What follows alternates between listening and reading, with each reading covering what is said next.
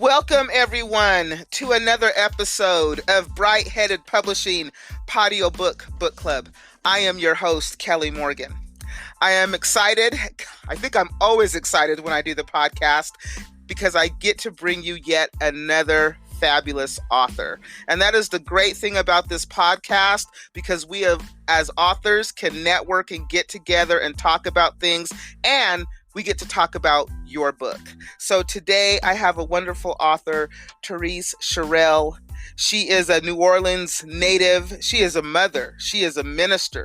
She is a motivational speaker. She is a relationship coach. And after all of that, she is also an author. She wrote a book called Live, Learn, and Love with an Open Heart. And she is co-author of an Unshakable Faith and co-editor of QRTM Magazine.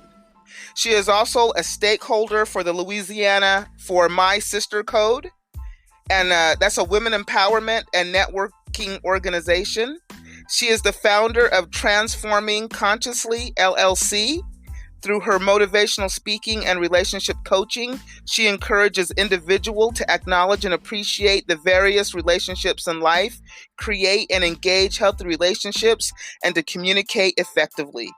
She also teaches individuals how relationships are critical and necessary to our existence and development as successful, loving, and happy human beings. Oh my God, that is so great. And you guys, guess what? There's more. She loves to network. She likes to connect with young entrepreneurs and spread the message of love and hope and how just to be harmonious with one another and to prosper. When she isn't writing and doing all these other things, she's getting ready to write her next book.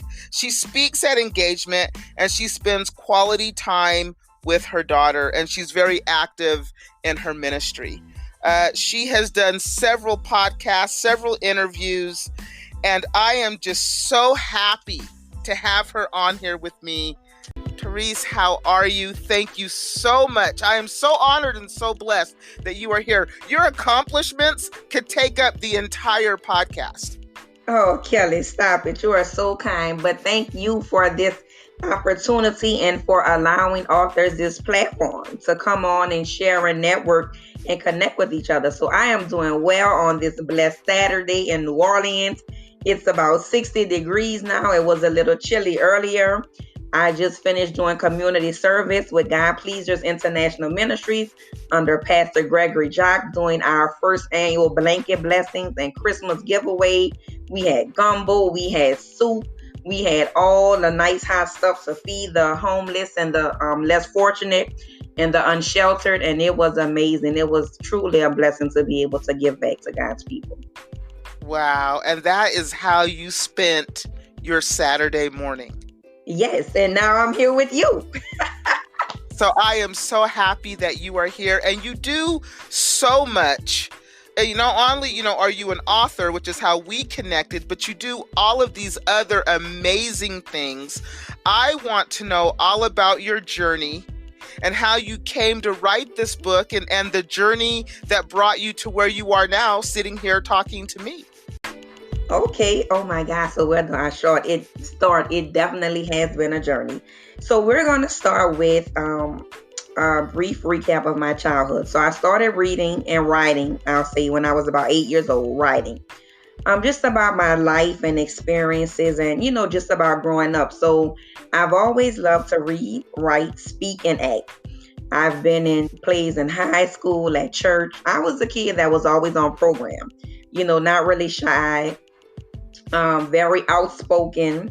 I had a very just bright, bubbly personality. I don't want to say bossy, but I did kind of have that, authoritative personality. I was definitely the leader. I was vice president of student council. I was in this club, I was in that club. So I was always active and involved in civic engagements and, my church community. So, of course, as I got older, that writing was replaced with other things. So I kind of put it to the side a little bit. But I wrote poetry also. I love poetry. Writing has always been a form of expression to me.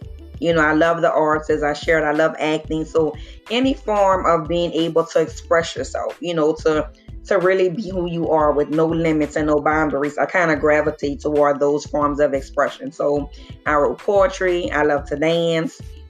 I love to act and speak mainly. And that was pretty much fostered as a young child. So I've always had those things going on. So I kind of stopped writing for a while as I got a little older, other things occupied that time, but it was always in me, always there. So in 2018, I became affiliated with the All Access Foundation. And that's a nonprofit mentoring organization here in New Orleans. And CC Harrison is the founder. She was the CEO of our church, the City of Love, under Bishop Lester Love and Pastor Fran at that time. So it was her nonprofit organization that she started, and then mentored young girls and women on 4 initiatives: going back to school, becoming a homeowner, starting a business, or writing a book. Now, mind you, something I didn't include in that bio was I have a master's in business administration. So I wasn't really thinking about going back to school at the time. I was doing credit repair and credit restoration. So that kind of fell under the business aspect and the home ownership piece, that works together. So I'm like, you know what? It's time for me to get back into my writing. I want to write a book. And she was like, okay, let's do it. But mind you, when we sat down, I already had a tentative outline. I already had, my chapter titles. I knew the things that I wanted to speak about as it relates to relationships, because relationships is something that we don't really pay as much attention to as we should. And I knew that there was a lot there. I just thought about the relationships that shaped me into the woman that I am. I thought about my family. I thought about my strong spiritual foundation that was instilled in me at a young age. And I thought about my friends. I thought about my finances. So I thought about all of those relationships and how they are lessons and blessings, even the ones that don't always work out. And we'll get to that part later. But, it was just so much. And oftentimes we don't really see relationships for what they are, because we don't really value them and appreciate them. So when I had the opportunity to sit down with Cece and say, let's write this book, I said, my book is going to be on relationships. And she was like, are you in a relationship? and mind you, at that time, I was in relationships. You get my drift. So a romantic relationship, I was not. But I was in a relationship with God. I was in a relationship with myself. I have a daughter, family, friends. So I was in several relationships, just not a romantic relationship. So in my book, I break down the various types of relationships because they come in many forms. So I address the familial, the casual, the platonic, the romantic, and professional of relationships. So it's kind of like a one-stop shop for relationship, I'll say, because usually when you hear that term, you usually think of a partner, spouse, husband, wife. But my book dives into relationships that go way deeper than that, starting with the most important relationship that we should have a seek to foster, and that is the relationship with God, or whatever, spiritual being, or whatever it is that you believe in. But just making sure that that is a strong foundation and allowing that to dictate how your other relationships are. So for me, it was my faith in God and that relationship, and how it's an example of how I should view all of my other relationships, because God for me is the ultimate relationship. So when you look at relationships and you think about being loving, forgiving, making sacrifices, that's God. That's who He is. That's what He does. So any relationship that I think about, I'm like, you know what? God is the perfect example. So this is how the relationship should be. This is what it should have. And on the flip side of that, just knowing that while all relationships are not created equally, each one has the power to teach us about life, ourselves, and others. So we can learn from these relationships. And it's, a give and take. We get something from it, but we also give something to it. It's not always what we can get. And just really making sure that the relationships are healthy and mutually beneficial. And that's very important, because sometimes we can engage in toxic relationships. And I believe that we all exhibit, at sometimes toxic behaviors or traits that we all have. And of course, we don't always want to admit that, because then that causes us to have to face the ugly truths about ourselves, and really get into facing those things about ourselves that we really don't want to face. So it's just a lot about relationships. But I knew when the opportunity presented itself, it was a topic that I felt that we really needed to dive into, because you're always going to be in relationships, in some form of relationship.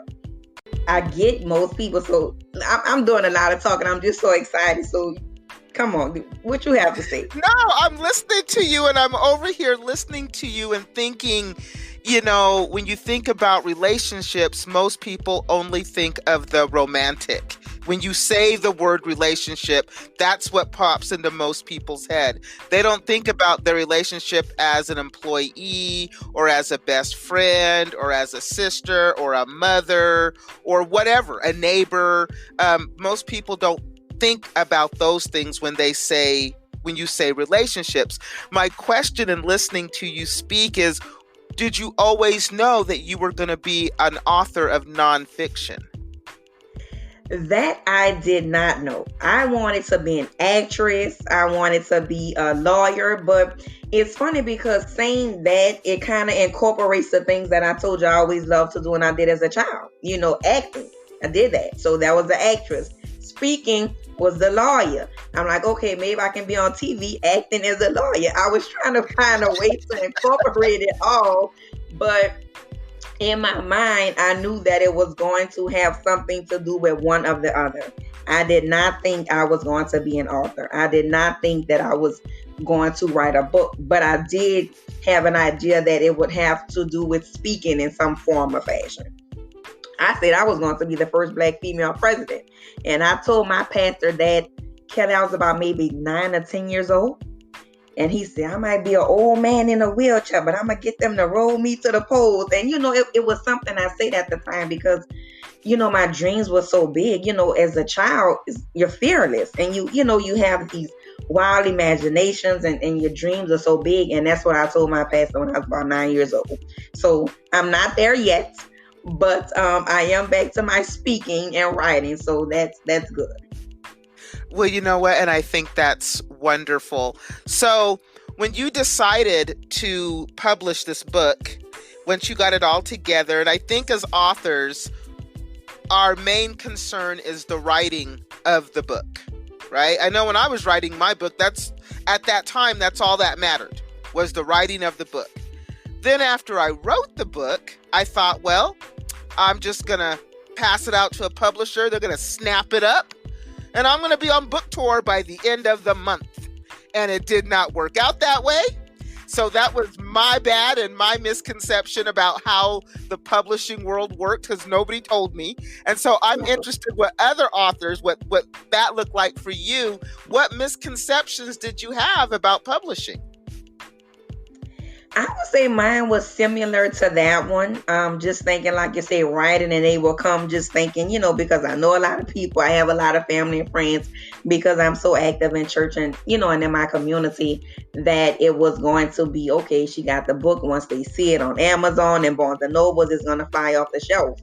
That was one misconception. And then, this may sound strange, I didn't really have another. It was, it was just that one thing. And I know, or I didn't know at that time, you have to build your brand, build your platform. I knew that I was going to be speaking about it, which I've done.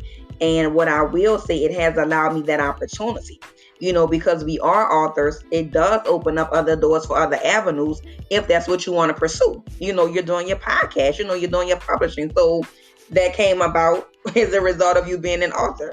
So for me, it really enforced and pushed my speaking more out there. I've always, as I shared, always spoken at church, and people have me on program for different things. But as an author, I would say it's a different kind. It's a different type, because we are more or less considered an authority now.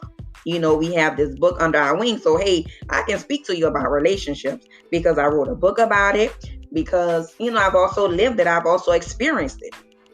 Right. So, therefore, and you have too, but for me, this is just, the avenue that I chose to take it. So it has definitely been a blessing for my author platform. So I'm like you, those misconceptions, baby, that book is out there. What now? Was it just going to be one of those things on your bucket list? You wrote a book. I was more like, I wrote the book was next. I have to do something now. I have to do something now. That's where a lot of authors get stuck. I wrote the book, what next? And you haven't even thought about editing, formatting, what your cover gonna look like, how you gonna get it out there. There's so much that goes on in the world of self-publishing. It is amazing to me. And I think everybody's journey is different, but I keep finding this out the longer I do this podcast. The more that I listen to authors like you talk, the more I realize we all have so much in common. We all had this burning desire to write. We all sat down and actually wrote it, right? Then we figured out how to publish it. And now we're all kind of like, how come none of us are on book tour yet? Yes. I like the way you say yet. We're not on book tour yet. Yeah, I like YET, your expectancy time. So you know what? We need to do a book tour. And I had actually said, you know what? Locally, starting local, I say, I'm going to Mississippi. That's close to me. Go to Alabama, go close places, reach out. And I did that.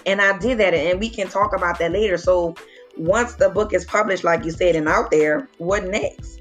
You have to, unless you have an agent and a publish, and all that good stuff, you have to promote your own book. You have to, get on social media. You have to get on podcasts. You have to get on the radio. And I did that. I didn't have a publisher. I didn't have an agent. And networking like we're doing and being able to do that, you can't be afraid to speak for yourself. You can't be afraid to put yourself out there. So I'm going to tell you and share with our audience, the first few radio and television interviews, well, God did it. But I'm going to say, I was proactive in my process. I reached out to the stations. I sent emails. I made phone calls. I didn't have anyone doing that for me. Okay, you got a book. Congratulations. That's nice. But they weren't trying to, do that for me. And it really wasn't their responsibility. So I'm like, you know what? I have this book. I want people to know about it. I want people to read it. So, where are the readers? Where are the people that are interested in what I have to say about relationships? Where are the people who want to heal their broken hearts, who want to mend their broken relationships, who want to gain a deeper understanding of why it didn't work, who want to gain a deeper understanding of how we can break these generational curses in our families and, and get along and get right and get this thing together. Where are these people? So I had to reach out, to the outlets. They want to know. I mean, people can't read the book if they don't know I wrote it, if they don't know it's out there. That's so true. I had to let them know. I had to put it on the news. I had to put it on the radio. I had to hook up with you for this podcast. I had to hook up with others. You have to put it out there. Yeah, they can see my picture on social media.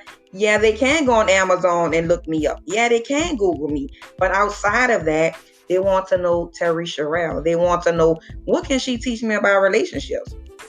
What can I learn from her? What does she have to say that could help me in my situation? And it sounds like a lot.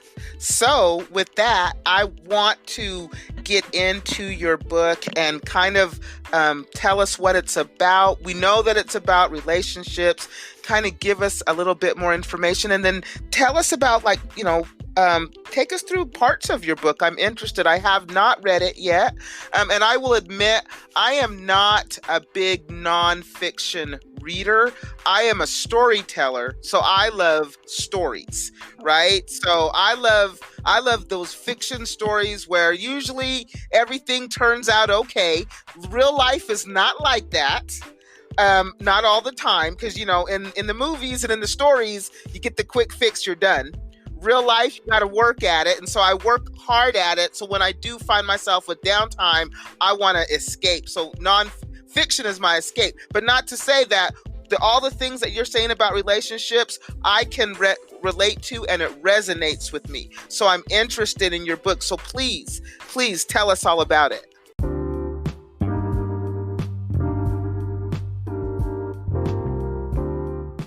Okay, so as you stated, the title is Live, Learn, Love with an Open Heart, Life Lessons on Cultivating Healthy and Meaningful Relationships. And I know just that title says a mouthful because it's so much. It's about life, it's about lessons, it's about cultivating. So just in the title, that's a lot going on with relationships. So just to give you a little background, so the title of the book was actually inspired by one of my favorite artists, India Arie, and she had an album out. It was called Testimony Volume 1, Life and Relationships. And I love her music, but you know how certain music just does something to you? Mm-hmm. It just speaks to your soul. And this album, it was that for me.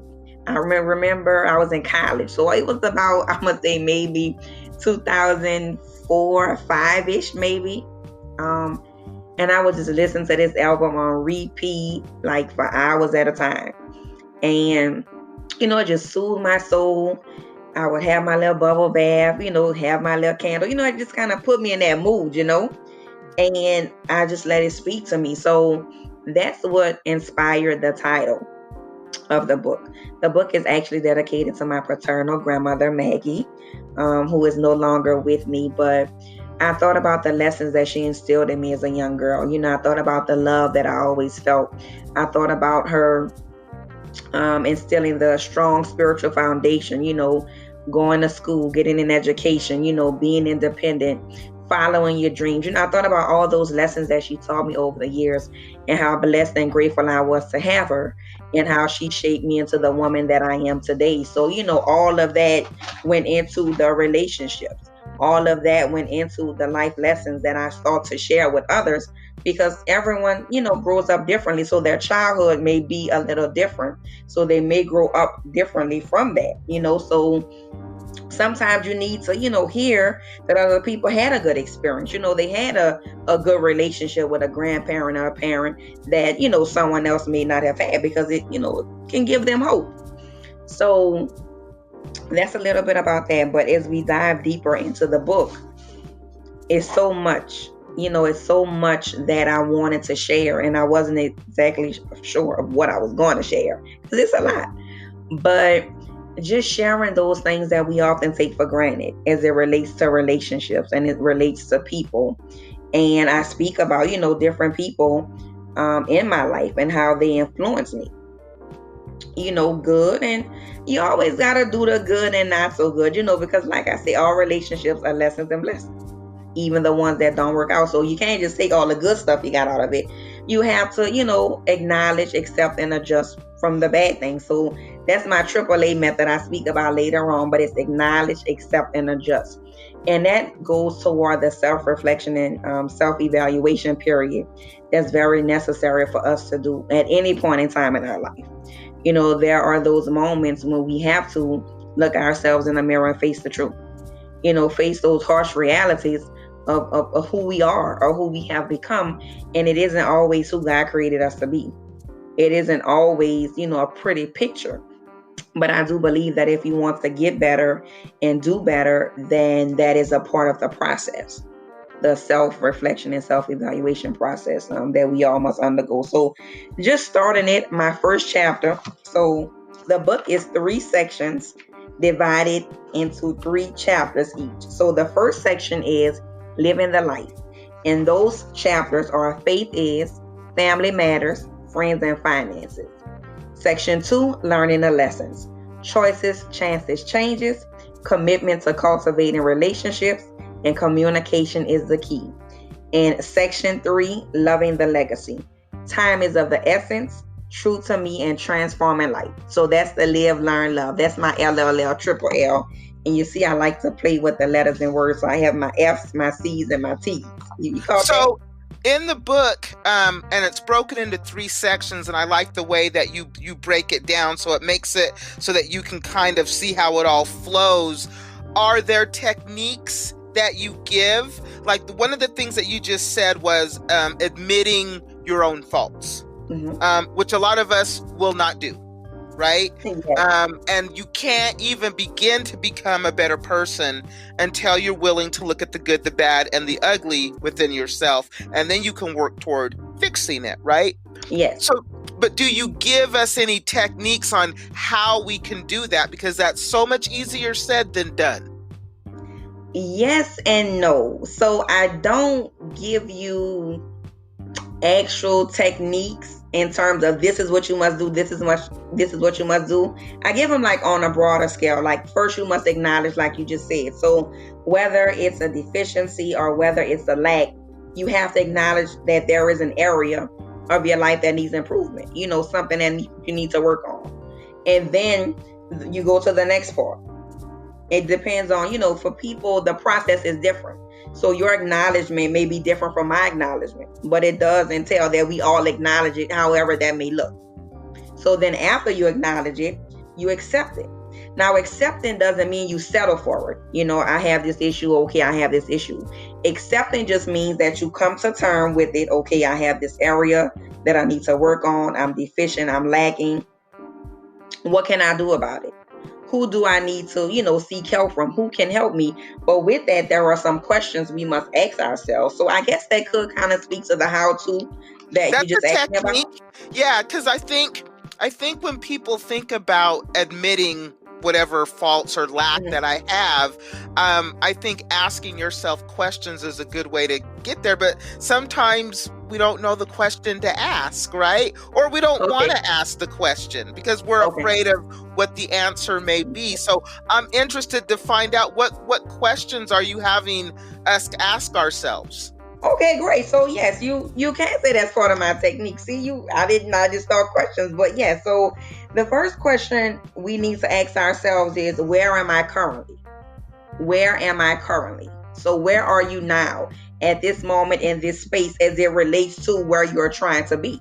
Are you single? Are you married? Are you happy? Are you unhappy? Where are you and where is your mind, on where you are? So that goes with acknowledging, we're acknowledging that something is wrong, but where are we? So I guess you would say that would be the first question. Where am I currently? The second question we would ask ourselves in that process is, why am I here? Why am I here? That is a good question. I don't think a lot of us ask ourselves. So that's a good question. Okay, great. And I can share this with you all later. So why am I here? And like you said, this is when you have to face those truths. You have to look yourself in a mirror and see those innermost parts. I can hide it from you. I can hide it from my brother, my sister, my parents, my child, but I can't hide it from God. And I can't hide it from myself, because those are the two that are always going to know the truth. No matter what image I portray to you, no matter what image I portray to social media, I know the truth and the reality of who I am. And God knows, because he created me to be. So those are, two people that you cannot hide from. But for everybody else, I can put on this facade. But if you really want to get better, if you really want to do better, if you really want to become the best version of yourself and be the person that God created you to be, it's going to, entail that you acknowledge, accept, and adjust. My AAA method. So the next question is, what or who is stopping me from getting to where I need to be? So is this the part where maybe you have to cut people out of your life who are maybe not helping you move forward? Yeah, we get to that part. So yes, I thought it was a little late in the process, but yeah, you can do it now if you like. You can do it now if you like. Or at least be thinking about it. Or at least be thinking about it, because if you ask yourself that question, then people are going to start to pop into your head. Right. And it's so funny. So yes, what or who? What or who? Because it may not be someone, it may be something you need to, let go or get rid of. So that's why I say what or who is stopping me. Now, remember, it's our self-evaluation and self-reflection process, but it doesn't mean that we need to go through it alone. So you do need, there will be your support system and people that want to help you, although it's something you must do for yourself. You don't have to do it by yourself. And that is so important. Yeah, I do, because that's really important, because I think a lot of people believe that they have to go through these things themselves. But you have to want to do it. You're right, for yourself, but there's always people that are willing to help you. So yeah, I agree with that. That's a good nugget out of your book. And thank you. So, it's so many. That's what I want to share with you. It's so many, but like I said, it's something you have to do for yourself, not by yourself. But you're going to have to hold yourself accountable, and you're going to have to accept responsibility for some choices that you made and you did not make. Because mind you, every day we make choices, whether we realize it or not. We chose well, God woke us up, thank God for that. But I chose what to wear. I decided I want to put on this nice sweater. I chose how I want to wear my hair. I chose what I wanted to do today. So we make choices every day, and the choices that we make not only affect us, but for us parents, they affect our children as well. For us employers or entrepreneurs, or they affect other people, and it's going to be a positive effect, or it can be an adverse, a negative effect. And we don't, I'm gonna do what I want to do, but it does affect other people. So that's why when I say what or who, you have to be mindful that your decisions not only affect you, especially if you are a parent, especially if you are, a boss of people that have positions and authority. You have to make decisions with the best interest of your people in mind. The next question is, who can help me get to the next level?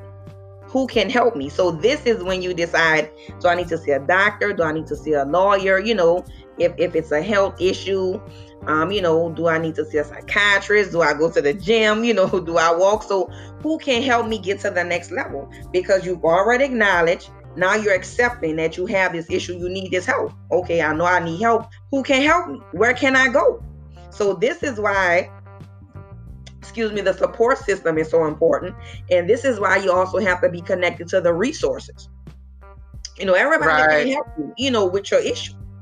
I mean, if I have a legal issue, I'm not going to go to my chiropractor. I'm not going to go, to my gynecologist, and it's a legal issue. So you want to make sure you go to the right person who can help you with that particular issue. And this question kind of goes with the one you said before. What do I need to do or give up, or who do I need to give up? So that kind of speaks to the one we addressed. But now it's not what or who is stopping me, but it's what do I need to do? So this is my process. So like you said, these people are coming to mind now. These people that I have to, back off from are coming to mind now. The things that I can't or shouldn't really do anymore is coming to mind now because I want to get better. So this is when you make those changes and those adjustments. So this is the final step of my AAA acknowledge, accept, adjust. You know what the issue is. You know how you can get help, who you need to see, what you need to do. So now you have to do it. Now you have to do it. Those steps, when you put it like that, it sounds so incredibly logical and easy. But at the end of the day, you have to want to do it, right? Nobody can do it for you. You have to want it for yourself. And then you have to be willing to put in the work, which I think is where some of us tend to fall short, is because, I know, not for me personally, but like when I am parenting my children, when they were younger, they would try something, they wouldn't be very good at it, or it was hard, and they'd want to quit. And I would be like, you can't quit. You have to keep, because the more that you do it, the more you'll get better at it. So if you're trying to better yourself, it's going to be, I would imagine, a little painful in the beginning, especially if you're cutting people out of your life, or you're making changes and you're trying to make your circle a positive circle. It can be painful and it can seem quite lonely, but it sounds like your book outlines at least the basics on how to get started. And it's so important. It sounds like it's almost like a blueprint. So read on, please. Yay. So I love it. So like I said, and you're going to hear me say, that's my AAA method. So remember, AAA method: acknowledge, accept, and adjust. And you heard that right here from Teriece Cherell. So, and that's what I said, the blueprint. That's what I said. Yes, you said the blueprint. So, that's just one of the things that I speak about and I share in a book, because that's so important. But as we take a stroll, because life is a journey, life is a journey. And, like you said, it's full of twists and turns, highs and lows. It's like a roller coaster. So it's always going to be happening, to you for you, or sometimes you may feel like it's even against you. But you must keep going. You must keep going. You fall down, get back up, keep going. So there's going to be different points in our lives and different relationships that are going to test us. And after, speaking about faith, we taking that journey through faith, making sure that we're grounded and, making sure that relationship is right. Then we move to our family. And let me tell you something about that family here. Family it's funny how when I say family, most people don't consider family as a relationship. They like, that's my family. They right. Don't really think of it. That's my family, but you are in a relationship with your family. And we know, if you and I are going to keep it real, that some family relationships are not good. They're not healthy, because they have individuals who have toxic traits, and characteristics that they don't address. And that leads to the generational curses. It just goes down. We don't address the issue. We kind of make an excuse. Oh, that's so-and-so. They act like that. That's just them. But we don't really try to understand. Yes, that may be them, but why is it them? Why are they acting that way? What happened or what did not happen? Because remember, it's not always a choice we make. Sometimes it's a choice we don't make, which is still making a choice. So it's not always what you do. Sometimes it's what you don't do. So, just making sure that those family relationships can be healthy. They don't have to be broken. This person not speaking to that person, not speaking to that person. For what? Half the time you don't even know. My mom and I speaking to her sister, my auntie, so I'm not going to speak to my cousin. And it's just stuff, it happens. And you can attest to that. It happens, but why does it happen? How can we make sure that those relationships are whole? And that's where communication comes in. Because remember, communication is, you hear people say communication is the key, and that is so very important. But I take it a step further. I say effective communication.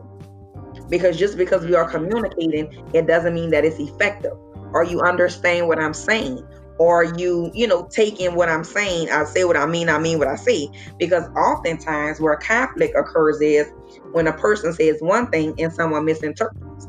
You said this, but I heard this. This is right. When I was in college, one of the things that I took was a psychology class, and the whole class was about listening.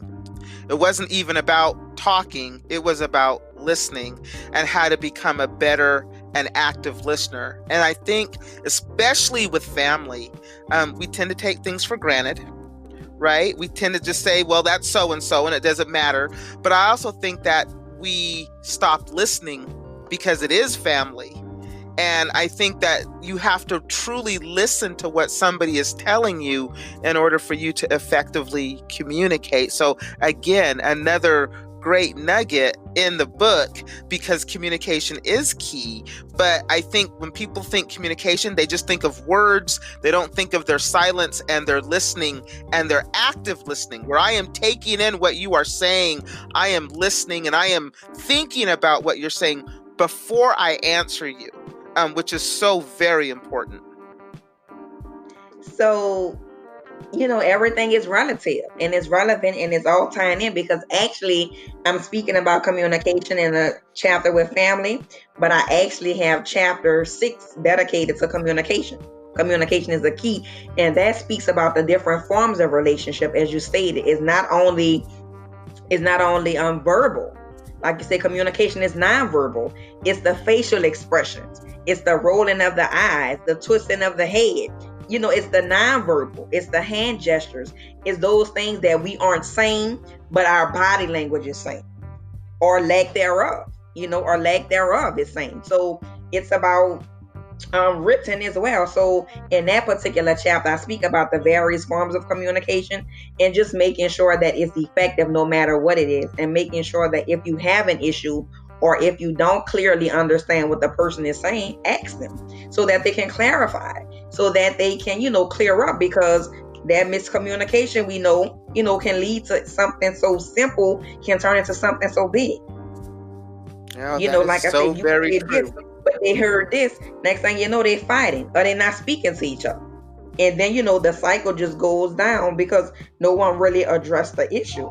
And family is something family can be something else sometimes, like you said, and they don't want to always address the issues. They don't want to always address the issues, and it's partly because they don't know how. They don't know how sometimes, because then that leads into a whole nother thing. So it's just making sure that everyone can be on the same page and that the lines of communication are open, because you want communication is a two-way street. Like you said, you have to talk, but you also have to actively listen and engage. I know if I'm trying to talk to you and you texting in your phone and looking all up in the sky and watching television, that's communicating to me that you're not all that interested in what I'm saying. You have something else. You have something else on your mind. So you want to make sure, and I do this all the time, as I'm sure you may or may not do. We have to actively engage, actively listen and communicate. Now, if I'm watching TV and listening to the radio and texting in my phone, I'm hearing you, but I'm not getting it all, because I'm going to miss something. And then you're going to be like, oh, so what I'm saying not important. She's not paying attention to me. And that leads into all kinds of things too. So it's just being mindful. It's about mindfulness, being mindful of your behavior, being mindful of your body language, being mindful of your ability to actively listen and engage. That helps the communication. And also knowing the communication style of the other person. Yeah, that's important as well. And I like that you keep saying the word mindful, because it's a word that I find myself using often, because I try to be mindful of everything and others, especially when I'm speaking. And then I try to always be mindful when I'm listening as well. So I like that you keep bringing that word up, because I find myself using it a lot as well. And so what else in the book? So that was the second part of the book. Now we're going on. That's still the first part? That's still the first part, the second chapter. Okay. So, woo, that's a lot. Remember, it's 3 sections and it's 3 chapters. So it's 9 chapters total, but within the 3 sections. Got it. Okay. So we still living a life. So living a life for me entails my faith. It entails my family. It entails my friends and finances. That's what living the life means for me. So now we're on to friends and finances. And I mean, simply put, friends are our chosen family. These are the people that we can decide if we want to be in a relationship with. Our family, we can't choose our family, but we can choose our friends. And the really good ones, they become our family. I don't have any biological sisters, but in the book, I speak about 2 ladies that I consider sisters. One I met in high school. So it just speaks on how they can come into your life at different times. Usually we think of a friend, they went to elementary school with us, high school, they live in our neighborhood. We kind of go all the way. But this is one that I actually met in high school, which is kind of early, but still a little later in life, I guess, if I can say that. And, still to this day. And it doesn't mean that you're going to get along all the time. We have our little arguments and disagreements, but when it comes to the get down, she's there for me. I'm there for her. We just celebrated her son's 2-year anniversary. He made 2 last week. So, it's just someone that you stand a test of time with. They're there for you. You're there for them, in different ways. And you're able to maintain that relationship even when you disagree, even when you have those arguments and stop speaking for a little while. But, you come right back like you never missed a beat. Right. It's like that. It's funny because nowadays with social media, we just toss around the word friend very easily. Right. And it doesn't have the same meaning. The word friend means something different for me than it does on Facebook or Instagram. And I think sometimes people kind of forget that or really don't understand what a friend is. I will tell you, 2 of my best friends I've known since kindergarten. Right? So those people I've known, and they've seen me, the good, the bad, and the ugly, and we are all still friends today. But it means a lot more than a like on a social media page or a friend on a social media page. But I think that sometimes we forget that. So my chapter 3, friends, reminds them of that. And as you stated, just like my uncle taught me, friend we give that title freely, like you just said. Be careful of giving that title freely, because everyone is not your friend. And as I just shared, you think of someone you grew up with, you went to school, neighborhood, and those can be friends too. But I also acknowledge, like I share about the one young lady, you can also meet them later in life, and they can, you meet them later, and they're just as close as your kindergarten friend, because they have, the time that they came into your life was a time that they needed to be there. And then with that, I speak on a reason, season, and lifetime of people and relationships. So I'm just saying, God will place people in your life at the time that he wants them to be there, for the reason that he has for them to be there. So whether it's a kindergarten friend, a high school or college friend, based on your interaction with that person and how you connect, that determines. Because the second young lady I speak about, we actually connected on a business, as business associates. And then from there, our business relationship just developed, and we became, friends, and, and still to this day, although life will take you in different directions sometimes, but it doesn't mean that, they aren't still there. Now, some people you do grow apart from, as I'm sure you know. Some people, friends we had elementary school, high school, we may have grown apart from. But the ones that are there, I believe, are the ones that are meant to be there. I would agree. I would definitely agree. So that is the first part of the book, correct? Yes. Now, we didn't get into finances because I have friends in finances together. But briefly, finances, I'm just talking about being a good steward of what God has given you, the resources, having better money management, because growing up, we weren't really taught the value of money. We weren't really taught those tips and things that other cultures teach their children. Us, we make money, we spend money, we want to look good, we want to drive cars, we want to have houses. So it's just acknowledging that the choices that we make that lead to poor money management are from a lack of knowledge regarding money and its value. Whether we learned it from our parents or didn't, because I know money wasn't really something, that my parents discussed with kids. They gave us allowance, they worked, and that was pretty much it. So when it came time to me wanting something, I would either spend my allowance, or ask them, but it wasn't, save, invest, tied. It wasn't that at that age. So now, of course, getting older, I had to learn the hard way. You have to make better decisions because they're going to follow you. You're going to not have a good credit score. You're not going to have these things. So just making sure that you are educating yourself and seeking that knowledge on, money, on its importance, on the value of it, how it is used as a resource, because money is not the source. God is the source, but money is a resource that we can use to, to make a better situation. We need money to live. So yeah, just realizing that, it doesn't have to be the end all, or be the end all, but making sure that we are good stewards with what we have. I may not be a millionaire, but the little couple of $100 I have, let me be a good steward with that. Let me do right with that, so that God can bless me with more. So once he sees that I'm, faithful over a few things, he'll make me a ruler over many things. And just learning that you have to change your mentality. It's all about transforming a mind in the way you view things. So if you don't know better, you can't do better.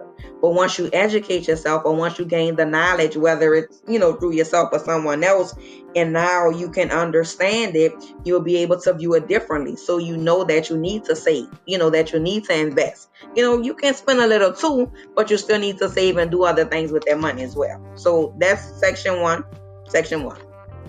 Yeah, I think what you say about money is really important. I think that a lot of people don't understand how credit works. And so that's why we find ourselves in credit issues when we hit our 20s and 30s. And somebody had once told me, and this is how I kind of view money, you have to view money like a tool, like you would a hammer or a nail. And that tool will help you to get to where you want to go. And if you think of money as a tool, right, then it becomes a lot easier to work with it like you would any other tool. So that's just something that somebody had told me a long time ago when it comes to money and how you think about money. So I like that part. A lot of books, self-help books, don't touch on finances. And so I'm glad that you did, because a lot of them don't. That's one of the things that we just kind of overlook. And so for you to put it in your book, I think is valuable. Again, another nugget in this book. So we got those nuggets. You're good. You got them nuggets. So you got section 2 and 3, and we're almost out of time. And I mean, because section 1 was a lot, but it was all great information. And so I don't want to get into section 2 and then not be able to finish section 2. Okay. You know what I'm saying? So we're going to definitely have to have you come back, because I think your book is terrific. And so we'll definitely have to come back, and maybe what we'll do is we'll do one episode for section 2, and then we'll do another episode for section 3, because the book sounds jam-packed, and I want to give it the stage and the platform that it so deserves, because I think you've got a lot of good things to say, and I think you've got a lot of great things to share with the audience, and I just think our listeners would appreciate it. I know I would appreciate it if you would come back. Would you come back? Yes, Kelly, you about to make me cry. Yes, I would. Look, yes, I would love to. You know, I definitely want to share, but like you said, I do agree, because I have another 6 chapters, and I think the few minutes we have will not give it justice, because I would, have to go quickly and miss over some things, and I don't want to do that. So what we're going to do is we're going to wrap it up. So usually the way that I like to wrap it up is, obviously we'll put all the links to your website, to your books, where they can get it, where people can catch up with you. But I always like to ask people, give what information or what knowledge do you want to leave us with until you come visit us again? I just want to tell everyone to live, learn, and love with an open heart, because that's the only way to give and receive the pure, unconditional love of God. And I want you to really evaluate your relationships and make sure that they are healthy and that they are mutually beneficial, and that you can create and set healthy boundaries, in your relationship, that you can, if it's not working for you, or if there's an issue that you have the right. You don't just have to accept what people give you or want to give you.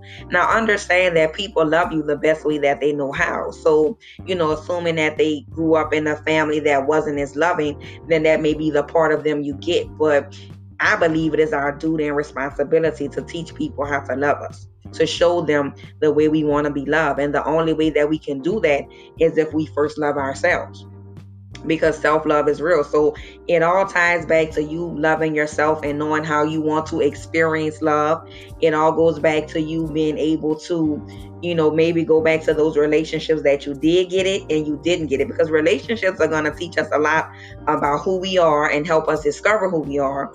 And it's also going to teach us about what we do and don't want in life. So go back to the ones that were good and take those things. And even the ones that weren't so good, go back and take those things, because remember, all relationships are lessons and blessings. So you can still learn from them. You don't want to have that kind of relationship again. So know what?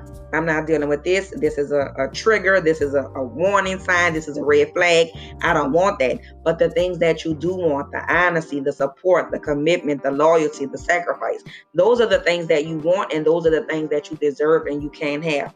But the first step is to love yourself, to make sure that you are spending time with yourself, getting to know yourself, and engaging in those healthy relationships, managing your time effectively, being a good steward of the finances, just putting yourself in the best position to receive and give the love that you deserve. That is great information. Thank you so much for just going over the first section of the book. We are definitely going to come back. We're going to talk about section 2. We're going to talk about section 3. Please let people, if I know that in your bio that you had co-authored another book. If you want to quickly tell us about that, you have time to do that. And then any links that you want to provide as well. Okay, so I am the co-author of Unshakable Faith. It's stories of men and women of great faith.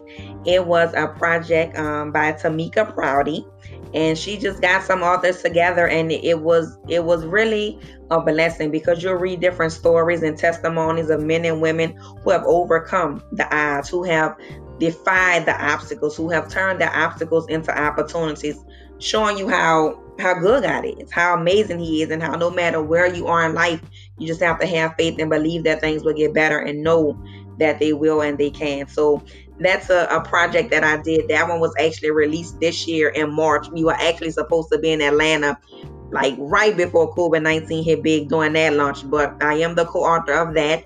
I do have a workbook companion to live, learn, and love with an open heart. It's a 28 page workbook, and it takes you through each chapter just like we're doing now, and it actually has some exercises, so it's interactive. You'll be able to do the exercises, reflect on those relationships, evaluate yourself. It's very interactive. I'm currently working on my devotional journal, which will be released next month. I'm working on that. That's going to be a part of the bundle deal. So I have a workbook, I have the actual book, and I will have the devotional journal.